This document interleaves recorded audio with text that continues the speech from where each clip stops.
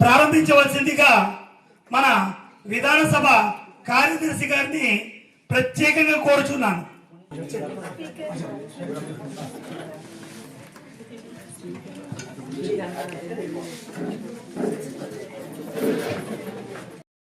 దయచేసి అందరూ మీ స్థానాలను ఆక్రమించండి. కొద్దిసేపట్లో సభ ప్రారంభమవుతుంది. అందరూ కలిసి ప్రార్థన చేయవలసిందిగా కోరుతున్నాను.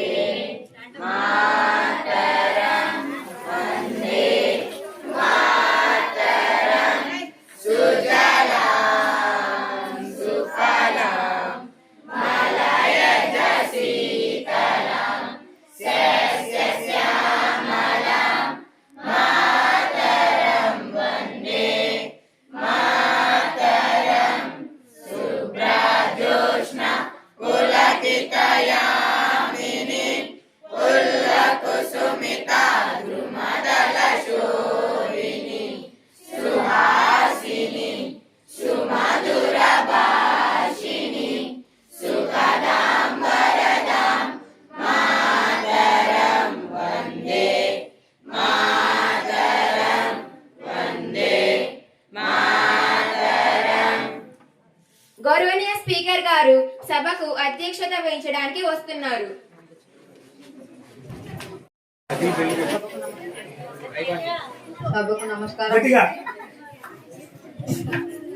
సభకు నమస్కారం. అందరూ కూర్చోండి.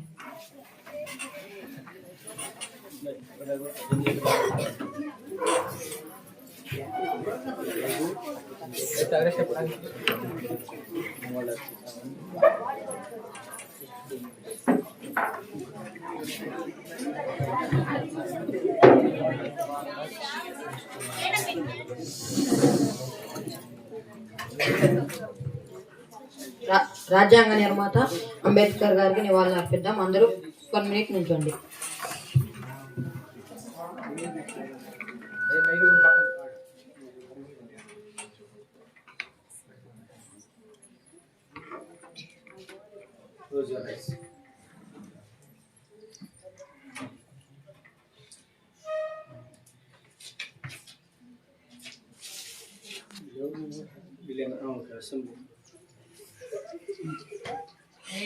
అందరూ కూర్చోండి.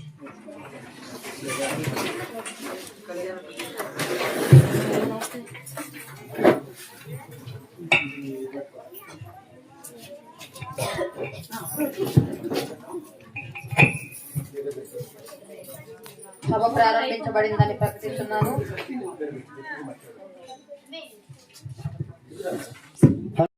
మాట్లాడవలసిందిగా కూర్చున్నాం. ధన్యవాదములు అధ్యక్ష. సభకు నమస్కారం.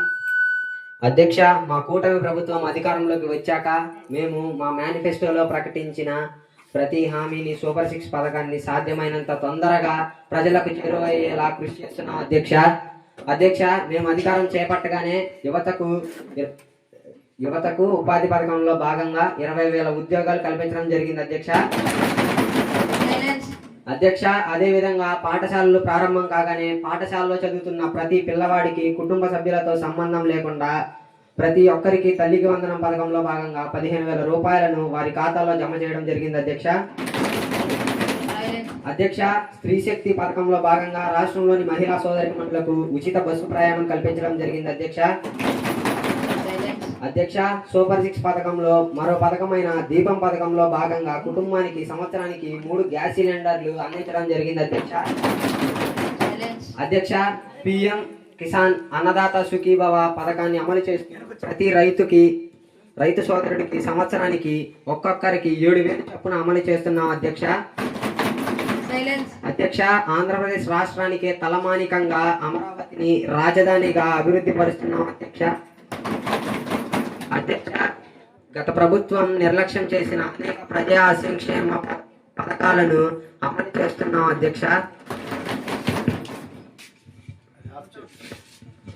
అధ్యక్ష. ఆంధ్రప్రదేశ్ రాష్ట్రానికి కల్పతరువైన పోలవరం ప్రాజెక్టుని పూర్తి చేయుట, ఆంధ్రప్రదేశ్ రాష్ట్ర రాజధాని అయిన అమరావతిని ప్రపంచ నగరాలతో అనుసంధానించుట తదితర కార్యక్రమాలను సాధ్యమైనంత త్వరగా పూర్తి చేస్తామని సభాముఖంగా తెలియజేస్తున్నాను అధ్యక్ష, రైతులు, విద్యార్థులు, ఉద్యోగులు, వృద్ధులు, మహిళలు, అందరి కుటుంబ సభ్యులు అన్ని పథకాలు, సేవలు, సబ్సిడీలు ఒకే కార్డులో అందుబాటులోకి వచ్చే విధంగా ప్రత్యేకంగా ఫ్యామిలీ బెనిఫిట్ మేనేజ్మెంట్ సిస్టమ్ను అందుబాటులోకి తీసుకొస్తున్నామని తెలియచేయుటకు మా కూటమి ప్రభుత్వం గర్వపడుతుంది అధ్యక్ష. ధన్యవాదములు అధ్యక్ష. గౌరవ ప్రతిపక్ష నాయకులను మాట్లాడవలసిందిగా కోరుచున్నాం. అధికారానికి విలువ ఇవ్వండి. వారు అడిగే ప్రశ్నలకు సమాధానం చెప్పండి. ప్రజల అవసరం నెరవేర్చకపోతే ఈ సభనే మీకు తీర్పు చెబుతుంది. ప్రజలే మీకు శిక్ష విధిస్తారు. ధన్యవాదాలు అధ్యక్ష. సభ యొక్క తొలి అంశంగా ప్రశ్నోత్తర సమయాన్ని ప్రారంభిస్తున్నాను. ముందుగా ప్రతిపక్ష సభ్యులు నవ్య గారు తమ ప్రశ్నను అడగవలసిందిగా కోరుచున్నాం. ధన్యవాదములు అధ్యక్ష. అధ్యక్ష, మన రాష్ట్రంలో సగంకు పైగా పాఠశాలలో స్వచ్ఛమైన త్రాగునీరు లేక పిల్లలు అస్వస్థతకు గురవుతున్నారు. ఫ్లోరైడ్ కంటెంట్ ఉన్న నీరు త్రాగి అనారోగ్యానికి గురవుతున్నారు. దీనికి మన దగ్గరలో ఉన్న ఏకొండూరు మండలమే ఉదాహరణ అధ్యక్ష. అధ్యక్ష, దీనికి గౌరవ ఉప ముఖ్యమంత్రి గారు ఏం సమాధానం చెప్తారు అధ్యక్ష? సభ్యులు అడిగిన ప్రశ్నకు సమాధానం ఇవ్వవలసిందిగా గౌరవనీయ ఉప ముఖ్యమంత్రి గారిని కోరుచున్నాం. ధన్యవాదాలు అధ్యక్ష. అధ్యక్ష, ఫ్లోరైడ్ కంటెంట్ ఉన్న మాట వాస్తవమే అధ్యక్ష. కానీ దీనిని మా ప్రభుత్వం ఒక సవాలుగా తీసుకుంటుంది అధ్యక్ష. అధ్యక్ష, గ్రామ పంచాయతీ సిబ్బంది ద్వారా ఫ్లోరైడ్ కంటెంట్ ఉన్న ప్రాంతాలలో ఆ శాతాన్ని లెక్కించి చర్యలు చేపట్టడం జరిగింది అధ్యక్ష. అధ్యక్ష, అందులో భాగంగా 1200 పాఠశాలలకు ఆర్ఓ ప్లాంట్ల ద్వారా శుద్ధి చేయబడిన నీటిని అందజేయడం జరుగుతుంది అధ్యక్ష. అలాగే గ్రామాలకు రక్షిత మంచినీటి పథకం ద్వారా మగపిల్లలతో సమానంగా ఆడపిల్లలను చదివించకుండా అసమానతలకు గురి చేస్తూ వారిని బాల్యంలోనే అనగదొక్కుతున్నారు అధ్యక్ష. ఫలితంగా బాలికలు చదువులో వివక్షతకు గురి అవుతున్నారు. వారికి సరైన వివాహ వయస్సు రాకముందే పెళ్లిళ్లు చేసేస్తున్నారు. దీనిపై శిశు సంక్షేమ శాఖ మంత్రి వారి స్పందన తెలియజేయమని కోరుతున్నాను అధ్యక్ష. సభ్యులు అడిగిన ప్రశ్నకు సమాధానం ఇవ్వవలసిందిగా గౌరవనీయ మహిళా శిశు సంక్షేమ శాఖ అధికారిని కోరుతున్నాం. అధ్యక్ష, సభకు నమస్కారం అధ్యక్ష. అధ్యక్ష, ఈ సమస్యకు మూల కారణం తల్లిదండ్రుల నిరక్షరాస్యత, పేదరికం మరియు సాంఘిక అసమానతలు అధ్యక్ష. అధ్యక్ష, మా ప్రభుత్వం వీటి నివారణకు అనేక సంక్షేమ పథకాలు ప్రవేశపెడుతుంది. బాలికల ఉన్నతికి అనేక అవకాశాలు కల్పించినది అధ్యక్ష. అధ్యక్ష, బాలికల కోసం ప్రత్యేకంగా కేజీబీవీ పాఠశాలలు ఏర్పాటు చేసి ఆడపిల్లల చదువుకు కృషి చేస్తుంది అధ్యక్ష. అధ్యక్ష, ఆడపిల్లలకు వివాహ వయసు వచ్చే వరకు వివాహము చేయకుండా చట్టాలను కఠినతరం చేస్తున్న అధ్యక్ష. ధన్యవాదములు అధ్యక్ష. గౌరవ ప్రతిపక్ష సభ్యులు ఇర్ఫాన్ గారిని తమ ప్రశ్నను అడగవలసిందిగా కోరుచున్నాం. ధన్యవాదం. మా ప్రభుత్వంలో మేము అమ్మఒడి పథకం ద్వారా పాఠశాలలో చదువుకుంటున్న పిల్లలకు 15,000 రూపాయల చొప్పున అందించడం జరిగింది. దీనినే మీరు తల్లికి వందనం అని పేరు మార్చి 13,000 రూపాయల చొప్పున మాత్రమే ఇవ్వడం జరుగుతుంది. ఇది ఎంతవరకు సమంజసం అని గౌరవ ముఖ్యమంత్రి గారిని అడుగుతా ఉన్నాను అధ్యక్ష. అధ్యక్ష, గత ప్రభుత్వంలో పాఠశాలలో పిల్లలకు 15,000 ప్రకటించి అందులో 2,000 తగ్గించి 13,000 రూపాయలు మాత్రమే కుటుంబంలో ఒక్కరికి ఇవ్వడం జరిగింది అధ్యక్ష. అధ్యక్ష, ఈ విషయాన్ని గౌరవ ప్రతిపక్ష సభ్యులు మర్చిపోయినట్లు ఉన్నారు అధ్యక్ష. అధ్యక్ష, మేము ఆ ప్రభుత్వంలో ప్రతి ఇంట్లో ఎంతమంది పిల్లలు ఉంటే, ఎంతమంది చదువుకుంటే అంతమందికి తల్లికి వందనం ద్వారా 13,000 అందజేయడం జరుగుతుంది అధ్యక్ష. అధ్యక్ష, 13,000 ఇవ్వడం గురించి గత ప్రభుత్వం లాగా వాటిని దుర్వినియోగం చేయకుండా గౌరవ పాఠశాల శుభ్రత కోసం పాటుపడుతున్న వారికి గౌరవ జీతంగా మరుగుదొడ్ల నిర్వహణ కొరకు 2,000 రూపాయలను సమర్థవంతంగా వినియోగిస్తున్నాం అధ్యక్ష. అధ్యక్ష, ఇందులో ఎటువంటి అవినీతికి తావులేదు అధ్యక్ష. అధ్యక్ష, సభలో మనం మాట్లాడే ప్రతి విషయాన్ని ప్రజలు గమనిస్తున్నారు అధ్యక్ష. అధ్యక్ష, గత ప్రభుత్వ తప్పిదాలను, మా ప్రభుత్వం యొక్క మంచి పనులను ఎప్పటికప్పుడు ప్రజలు గమనిస్తూనే ఉన్నారు అధ్యక్ష. అధ్యక్ష, గౌరవ ప్రతిపక్ష సభ్యులు ప్రశ్నించే ముందు ఒకసారి ఆత్మవిమర్శ చేసుకొని ప్రశ్నించాలని సభాముఖంగా కోరుతున్నాను అధ్యక్ష. ధన్యవాదాలు అధ్యక్ష. తమ ప్రశ్నను అడగవలసిందిగా కోరుతున్నాం. భోజనానికి మెనూ మార్చాము, సన్నబియ్యం అందిస్తున్నాము, పిల్లలకు పౌష్టిక ఆహారం ఇస్తున్నాము అంటున్నారు. ఇది ఎంతవరకు రాష్ట్రంలో అమలవుతోంది? గౌరవ మంత్రి వర్యులు సమాధానం చెప్పాలి అని కోరుతా ఉన్నా అధ్యక్ష.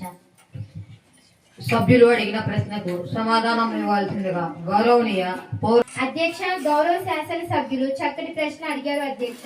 అధ్యక్ష, మా ప్రభుత్వం అధికారం చేపట్టిన తర్వాత మధ్యాహ్న భోజన పథకాన్ని ఆంధ్రప్రదేశ్ అన్నపూర్ణగా పేరుగాంచిన గౌకర్ సీతమ్మ గారి పేరు పెట్టి దేశ సంపద అయిన బాలబాలికలకు పౌష్టికాహారం ఇవ్వడానికి ప్రభుత్వం కట్టుబడి ఉంది అధ్యక్ష. అధ్యక్ష, ఈ పథకాన్ని సమర్థవంతంగా అమలు చేయుటలో ఖర్చుకు వెనకాడకుండా ఇచ్చిన మాటకు కట్టుబడి సన్న బియ్యాన్ని పాఠశాలలకు సప్లై చేయడం జరుగుతుంది అధ్యక్ష. అధ్యక్ష, రాష్ట్రంలోని ప్రాంతీయ ఆహారపు అలవాట్లకు అనుగుణంగా అందరికీ చక్కటి పోషక విలువలతో కూడిన మధ్యాహ్న భోజనాన్ని అందిస్తున్నాం అధ్యక్ష. అధ్యక్ష, విద్యార్థుల అభిరుచులకు అనుగుణంగా మెనూను మార్చి వారానికి 5 రోజులు గుడ్లు, 3 రోజులు రాగి జావా, 3 రోజులు చిక్కీలు అందిస్తున్నాం అధ్యక్ష. అధ్యక్ష, ప్రతిరోజు చక్కటి రుచికరమైన భోజనం అందిస్తూ పాఠశాలలో 100% మంది పిల్లలు భోజనం చేసే విధంగా కృషి చేస్తున్నాం అధ్యక్ష. ధన్యవాదాలు. గౌరవనీయ ప్రతిపక్షవలసిందిగా కోరుచున్నాం. ఇటీవల సంభవించిన మొంతా తుఫాను వలన రైతులు విపరీతంగా నష్టపోయారు అధ్యక్ష, రైతులను ఆదుకోవడానికి ప్రభుత్వం ఎటువంటి చర్యలు చేపడుతుందో తెలియజేయాలని అడుగుతా ఉన్నా అధ్యక్ష. ధన్యవాదాలు అధ్యక్ష. గౌరవనీయ వ్యవసాయ శాఖ మంత్రి గారిని కోరుచున్నాం. మోంతా తుఫాను రైతులను నిలువుగా ముంచింది అధ్యక్ష, మా ప్రభుత్వం రైతులకు ప్రజలకు అనునిత్యం తోడుగా ఉంటూ వాళ్ళని ఆదుకుంటుంది అధ్యక్ష, రాష్ట్రంలో మోంతా తుఫాను వలన 6,384 కోట్ల నష్టం జరిగింది అధ్యక్ష, ఈ నష్టంలో కొంత భాగం భరించడానికి కేంద్ర ప్రభుత్వం కూడా ముందుకు వచ్చింది అధ్యక్ష, కుటుంబం ఒక ఇంటికి తక్షణ సహాయంగా 50 కిలోల బియ్యం, కొన్ని నిత్యావసర సరుకులు, 5,000 నగదు అందించాం అధ్యక్ష, అన్నదాతలు అన్ని రకాలుగా మా ప్రభుత్వం ఆదుకుంటూ వారి వెన్నంటే ఉంటుందని తెలియజేస్తున్నాను అధ్యక్ష. ధన్యవాదాలు అధ్యక్ష. తమ ప్రశ్న అడగవలసిందిగా కోరుచున్నాం. ధన్యవాదాలు. వాతావరణ కాలుష్యం వలన పరిశుభ్రమైన గాలి పీల్చలేక ప్రజలు అవస్థ పడుతున్నారు. అంతర్జాతీయ కంపెనీలు కూడా ఢిల్లీకు రావడానికి భయపడుతున్నాయి. అలాంటి పర్యావరణ కాలుష్యం పరిస్థితి మన రాష్ట్రానికి రాకుండా ముందు జాగ్రత్తగా మీరు ఎటువంటి చర్యలు తీసుకుంటున్నారో తెలియజేయవలసిందిగా కోరుతున్నాం. ఇవ్వాల్సిందిగా గౌరవనీయ ఉప ముఖ్యమంత్రి గారిని కోరుచున్నాం. ధన్యవాదాలు అధ్యక్ష. రైతులు పారబోసిన వ్యర్థాల వలన పర్యావరణం కాలుష్యం అవుతుంది అధ్యక్ష, మనకు అటువంటి పరిస్థితులు లేవు కదా అధ్యక్ష, గ్రామ పంచాయతీల ద్వారా పరిశుభ్రతలో భాగంగా తడి చెత్త, పొడి చెత్తను సేకరించి రీసైక్లింగ్ ద్వారా ప్రజలకు ఉపయోగపడే విద్యుత్ శక్తిని తయారు చేయడం జరుగుతుంది అధ్యక్ష, పర్యావరణ పరిరక్షణలో భాగంగా మా ప్రభుత్వం ప్రతి సంవత్సరం 1 కోటి మొక్కలు నాటుట మరియు వాటిని సంరక్షించుట అనే కార్యక్రమంను చేపట్టుట జరిగింది అధ్యక్ష, రాష్ట్రంలోని ప్రతి పాఠశాలలోని విద్యార్థి చేత మాకే నామ్ ఏక్ పేడ్ అంటే అమ్మ పేరుతో ఒక మొక్క నాటడం నాటించి విద్యార్థులను కూడా భాగస్వామ్యం చేయడం జరిగింది అధ్యక్ష, గత ప్రభుత్వంలో మీ సీఎం గారు వస్తుంటే ఉన్న చెట్లన్నీ నరికించి పర్యావరణాన్ని ధ్వంసం చేస్తే మీరు నరికించిన చెట్లను చిగురింప చేసి ప్రకృతి పరిరక్షణ బాధ్యత చేపట్టాం అధ్యక్ష, అంతర్జాతీయంగా పేరు ప్రఖ్యాతులు పొందిన గూగుల్, క్వాంటమ్ వంటి కంపెనీలు మన రాష్ట్రానికి వచ్చాయి అని చెప్పడానికి మా ప్రభుత్వం గర్వపడుతుంది ధన్యవాదాలు అధ్యక్ష, మన రాష్ట్రంలో పాఠశాల విద్యార్థులకు ఇస్తున్న సర్వేపల్లి రాధాకృష్ణ విద్యామిత్రి కిట్లు నాసిరకం కావడం వలన ఇచ్చిన కొన్ని రోజులకే పాడైపోతున్నాయి. దీని మీద విద్యాశాఖ మంత్రి గారు సమాధానం చెప్పాలని కోరుతున్నా అధ్యక్ష. సభ్యులు అడిగిన ప్రశ్నకు సమాధానం. ప్రభుత్వం 5 సంవత్సరాలలో విద్యార్థులకు బ్యాగులు, యూనిఫామ్, పుస్తకాలు మొదలైన వాటి కొరకు కేవలం 8 కోట్ల రూపాయలు మాత్రమే పెట్టి పిల్లలకు అందిస్తే మేము కేవలం ఒక సంవత్సరంలోనే 10 కోట్ల రూపాయలతో చక్కటి యూనిఫాము, బ్యాగులు, పుస్తకాలు మొదలైన వాటికి అందించాము అధ్యక్ష, ఈ విద్యా సంవత్సరంలో పాఠశాల ప్రారంభమైన వెంటనే అందరికీ నాణ్యమైన కిట్లను అందించాం అని తెలియజేసుకుంటున్నాను అధ్యక్ష. ధన్యవాదాలు అధ్యక్ష. ప్రతిపక్ష సభ్యులు లోకేష్ గారిని తమ ప్రశ్న అడగవలసిందిగా కోరుతున్నాం. సుమారుగా 50 లక్షల మందికి పైగా బాలికలు పాఠశాలలో చదువుతున్నారు అధ్యక్ష. వీరిలో 28% ఐరన్ లోపం రక్తహీనంగా బాధపడుతున్నారు అధ్యక్ష. ఈ సమస్యను అధిగమించడానికి రాష్ట్ర ప్రభుత్వం ఎటువంటి చర్యలు మంచి ప్రశ్న అడిగారు అధ్యక్ష. అధ్యక్ష, బల్లో చదువుతున్న పిల్లలందరికీ ప్రతిరోజు పౌష్టికాహారం అందించడం జరుగుతుంది అధ్యక్ష. ప్రతి నెలలో ఒకసారి ఆరోగ్య శాఖ వారిచే ఉచిత వైద్య పరీక్షలు చేస్తున్నాం అధ్యక్ష. అలాగే ఎవరైతే రక్తహీనతకు గురి అయిన బాలికలకు ప్రతి గురువారం IFP టాబ్లెట్లను ఉచితంగా సరఫరా చేస్తూ వారి ఆరోగ్యం పట్ల మరింత శ్రద్ధ తీసుకోవడం జరుగుతుందని తెలియజేస్తున్నాను అధ్యక్ష. ధన్యవాదాలు అధ్యక్ష. బిల్లు 2025 మంత్రి గారు బిల్లును సభలో ప్రవేశపెట్టండి. గౌరవనీయంలో సైబర్ క్రైమ్ రాష్ట్రంలో వేగంగా పెరుగుతుంది. ముఖ్యంగా యువత, మహిళలు, విద్యార్థులు ఆన్లైన్ మోసాలు, సోషల్ మీడియా వేధింపులు, డేటా దోపిడీకి గురవుతున్నారు. వారిని రక్షించేందుకు ఈ బిల్లును ప్రవేశపెడుతున్నాను అధ్యక్ష. బిల్లు ముఖ్యాంశాలు: ప్రతి జిల్లాలో సైబర్ పోలీస్ స్టేషన్ ఏర్పాటు, విద్యార్థులకు సైబర్ భద్రతా శిక్షణ, సోషల్ మీడియా వేధింపులపై త్వరిత చర్య, కౌన్సిలింగ్ సహాయం, ఆన్లైన్ స్కామ్లు, గేమింగ్ అడిక్షన్, ఫ్రాడ్లపై నియంత్రణ అధ్యక్ష. ధన్యవాదాలు అధ్యక్ష. పెట్టినట్లు సభ గమనించగలదు. ఇప్పుడు బిల్లుపై సర్వసభ్య చర్చ జరుగును. బిల్లును చర్చించగలరు.